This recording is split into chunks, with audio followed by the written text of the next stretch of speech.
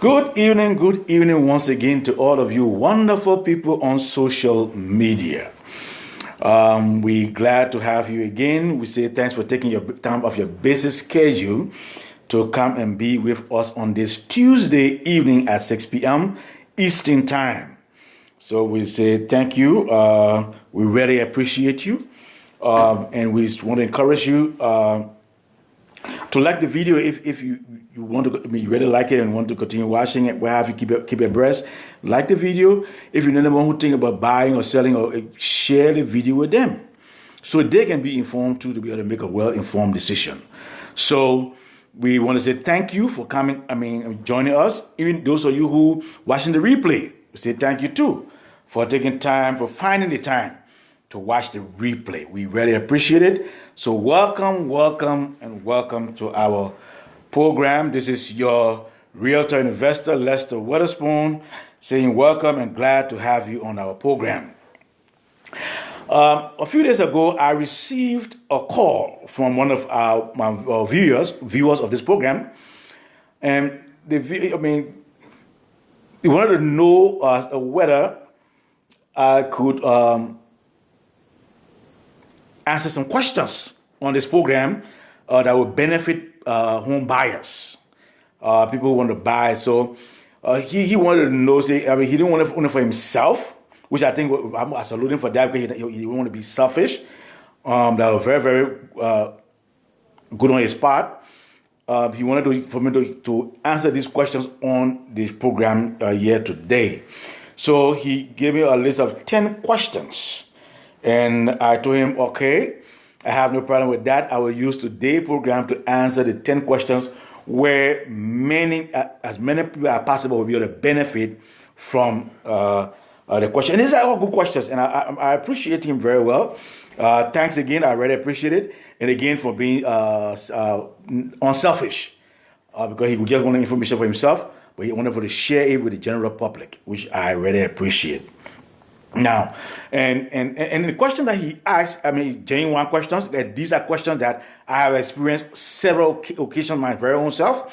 And so they are all legitimate questions that home buyers ask frequently when they come into buying a property.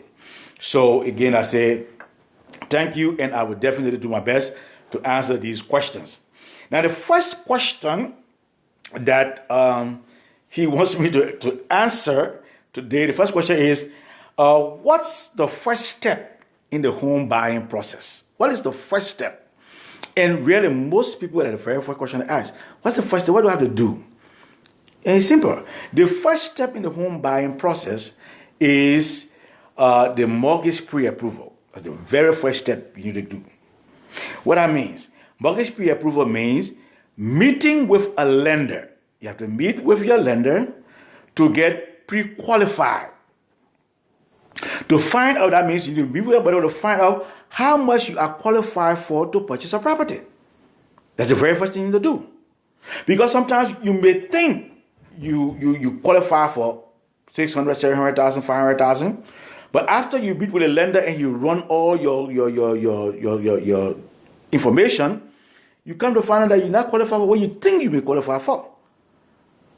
So it's always good to meet with a lender to do exactly what you are qualified for, how much you are qualified for the purchase. So again, this is not the first time. This is not the first time hearing this question. Many persons have asked this question before.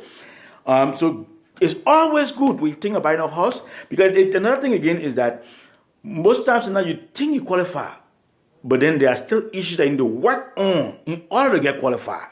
So meeting with your lender, he will educate you as to what you need to do to get qualified if you are not qualified. Or if you are qualified, he will let you know the amount that you are qualified for. So it's always going to be before a lender. Always good when you think about buying a property to meet with your lender. Get a lender and talk with him or her to find out how much you qualify for, or if you qualify and how much you be qualified for to purchase a property. The lender will be the best person to really go in more detail break down everything. If you have any problem, we'll let you know exactly what problem you need to work on, what you need to do to carry your credit score up, and all that stuff. You educate on everything. So I encourage you, if you want to buy, think about buying. If you don't have a lender, you have a realtor, ask a realtor. Realtor can refer you to one or two lenders that you can meet with and then decide which you want to go with. It's your decision, not a realtor decision. The second question we want to talk about today is, how long does it take to buy a home? How long does the process take, the home buying process? How long does it take? I say to you this day, if there's a standard transaction, it takes about 30 to 45 days. To purchase a property, it takes about 30 to 45 days. But that's standard.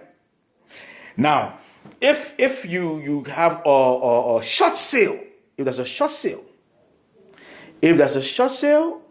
it takes way longer than 45 days, 30 to 45 days. Because, and again, because you see, normally a short sale is where the homeowner don't want to continue with the property and trying to let the bank know that they can continue, and the bank say put on the market for a price to see where we will get somebody to buy it. Yeah, and then so now because most times the bank will be losing because the owner cannot afford the property. So it takes time for them to finally approve whatever amount it is before they can finally close that deal. But also, if it's a short sale, a short sale that has been approved, that we call approved short sale, then most times, 9 or 10 times, it'll be something like a regular sale.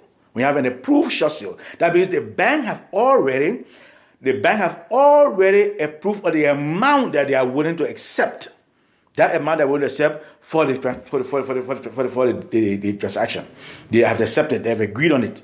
Then once anybody come and offer that price, then the already finished agreement, it will move fast.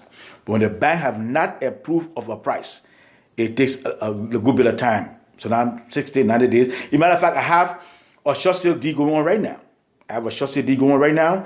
And we started it October, the first week of October, we got a ratified contract on that deal. And I found saying we were hoping to close by the end of this month. But the seller, let's say just straight up, that will not be because it's not an approved short sale. So they say we make it up to the end of November.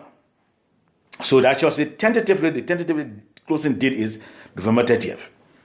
We may have to extend it above November 30th. We don't know. We're negotiating right now to see how best we can get it closed as soon as possible. Yeah, but again, that's how short sale work. So just praying, hoping that we can negotiate to get it closed as soon as possible. So short sale take a longer time to close. But regular standard sale will take about 30, 45 days. Definitely. Yep. And also another aspect again, if it's a cash buyer, it closes sooner than that. If it's a cash buyer. Yeah. Because you have the money to close that cash, you don't have to go through the whole mortgage process to be approved and all that stuff. You can close in 2 weeks in Virginia. In 10 days, 14 days, you can have that property closed. Yeah. So it all depends on that. So that's the second thing. So a house will take normally 30 to 45 days to close if you want to use the standard process. Now the third question it's asked me to talk about is, what does a realtor do? The thing is, and this is also another good question, because both people can say, "Oh, realtor don't do nothing," and it's not true. That is not true. The realtor is like a glue on your home buying team, because you buy a home, you need certain players on your team to buy a home. You got your realtor, one. You got to get your lender. You have to find the home inspector. They have to send in the appraisal. And you need a title company to do the closing. And the realtor serves as the glue among all these players on the team. Because the realtor will list with each and every one of the players to make sure that they're doing what they're supposed to do, follow up with them to make sure, and keep you abreast every step of the way. Besides that, the realtor is supposed to educate you about the home buying process, what all is expected of you, about what happening next, from one step to another, keep you abreast every step of the way. So a realtor plays a very, very important role. A realtor is very key. I will encourage you, especially first-time home buyers or that, any home buyer, to always get a realtor, a real professional realtor, that you can work with, that you can trust, to carry you through your home buying process, that you don't encounter many problems. Because sometimes the home buying process can be very easy and straightforward. Sometimes again, there's a lot of up and down. All depends on who you got representing you. So you're always going to get a realtor that is well qualified, professional realtor to really serve as your realtor during the home buying process.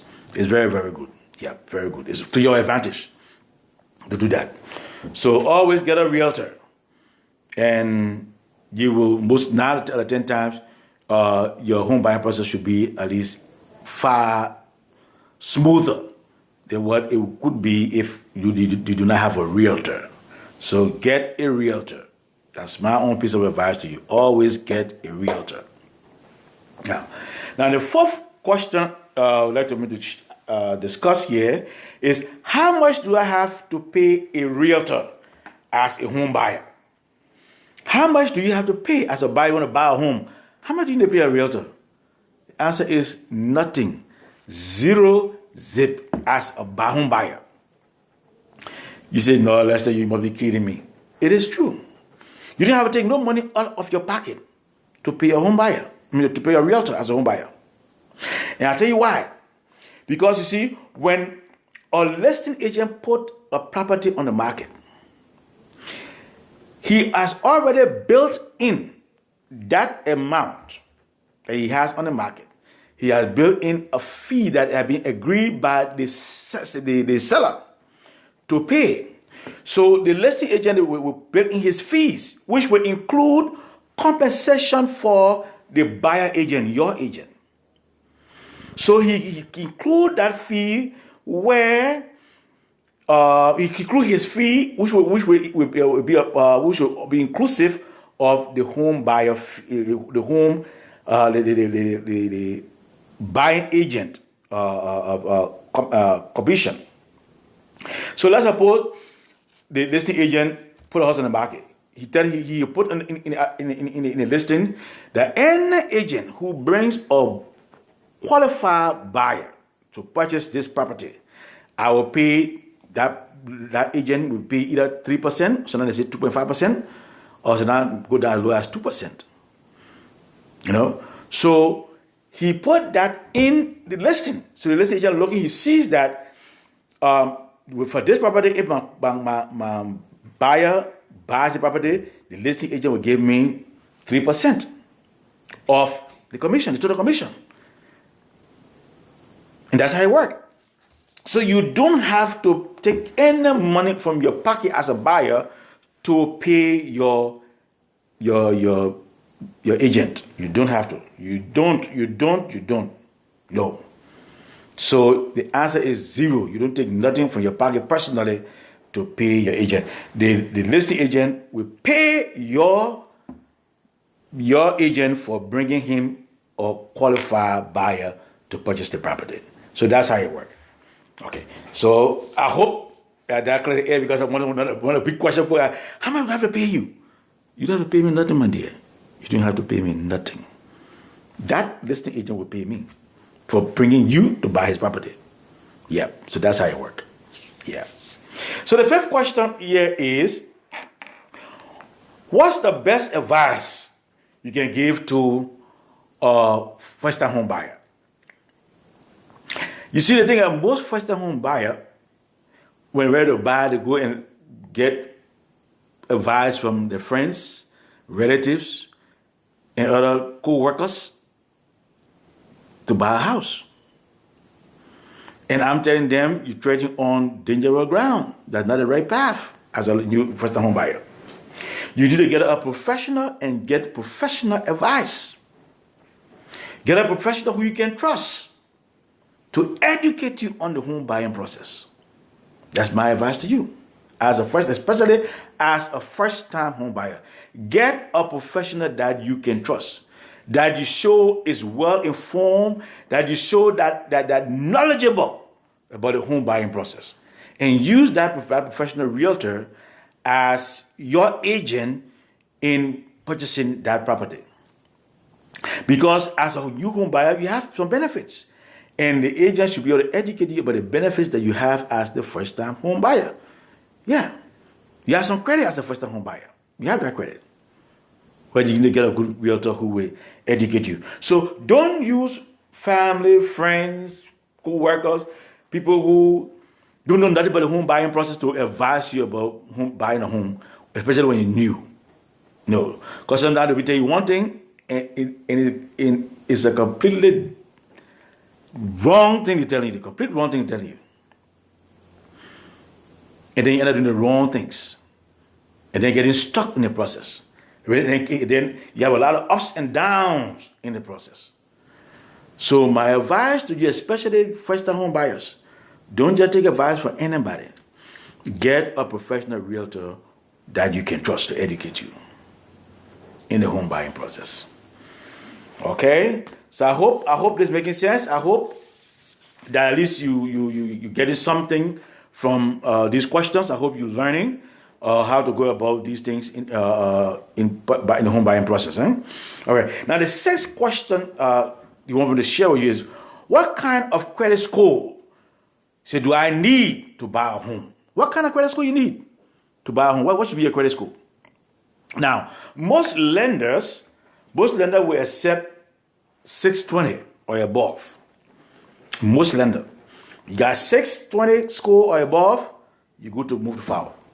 The higher the credit score is, the better chance you stand. Because 9 out of 10 times, the higher the credit score is, the better interest rate you get. You get a better interest rate because of your very good credit score. The credit score, the interest rate, get a lower interest rate for that. Yep. So it's always good to work on your credit score. Make sure you have a very high credit score. But most banks will accept 620 or above. A few lending institutions I know have accepted 580 that I know of. Yep. But those are special cases, rare cases, special programs that they use to qualify you to get, and again, you may get a higher interest rate when using 580. So to be on the safe side, to be,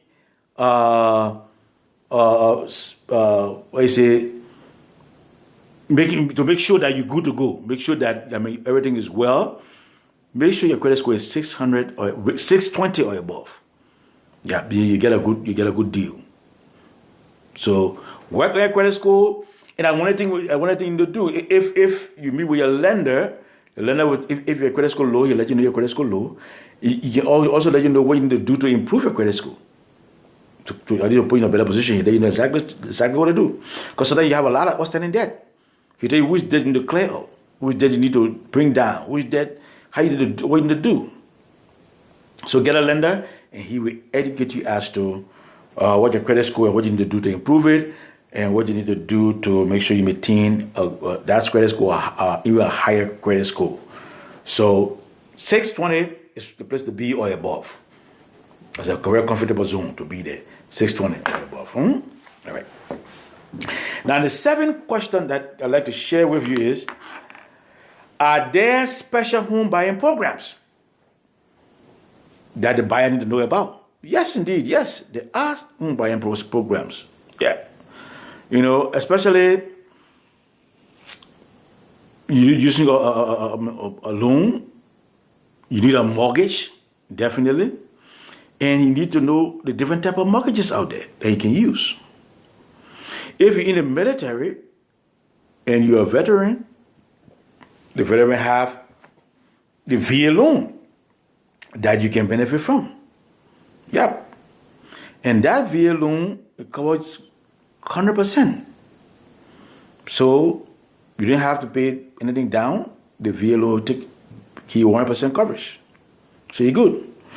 If you have a FHA loan, which is a government-assisted loan, FHA, you to put 3% down in order to buy the property. So whatever loan you're getting, you have to pay 3% down. Conventional loan, you will have to pay a higher percent down, but you get a better deal because they had less restrictions regarding their loan than the FHA loan. So you need to know all these different loan programs and which one will be best for you. You need to know them. So the loan officer will educate you again about all these different programs or loan programs that you need to know and which one is best for you, which one you fit in based on your own criteria. And it's all customized. It's not a blanket one. Everybody gets conventional loan, no. So it's based on your own situation. Situational. Whatever situation you find yourself in, whatever criteria you meet, what you qualify for, that's what you get. So some people qualify for FHA, some people qualify for conventional, some people qualify for VA. It also based on your own circumstances. So it's good to know all these things too. Yeah, you got to know them at least so you can make a well-informed decision as how to move forward when you're moving forward. These are good things to know. These are very good things to know.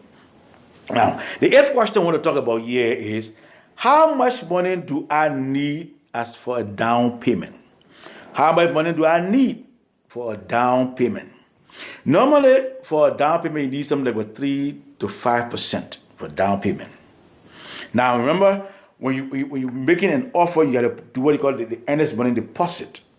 So you put the earnest money deposit down to show consideration, to show that, yes, I'm serious, I want this deal, and I'm putting this down in good faith to show that I'm serious. Yeah.